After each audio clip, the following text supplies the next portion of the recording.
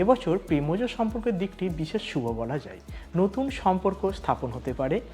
বিবাহের দিক থেকে দেখা যায় যে অবিবাহিতদের বিবাহ হওয়ার সম্ভাবনাও আছে। আর বিবাহিতদের তবে দাম্পত্য সুখ শান্তি একটু ব্যাহত হতে পারে।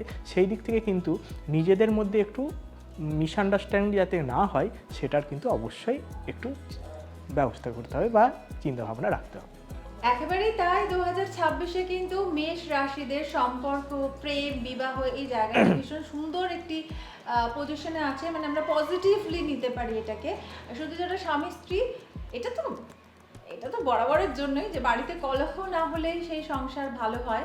আন্ডারস্ট্যান্ডিং, আমরা কেউই পারফেক্ট নই, তো সেহেতু আমাদের ফ্লসগুলোকে মেনে নিয়ে যদি আমরা আমাদের সঙ্গীকে অ্যাকসেপ্ট করতে পারি লাইফে, তাহলে মনে হয় কোনো অসুবিধা নেই। তো ওভারঅল দেখা যাচ্ছে যে মেষ রাশির এই বছর 2000 মানে কামিং ইয়ার 2026 সম্পর্ক বা বিবাহজনিত জায়গায় খুবই ভালো জায়গায় অবস্থান করছে।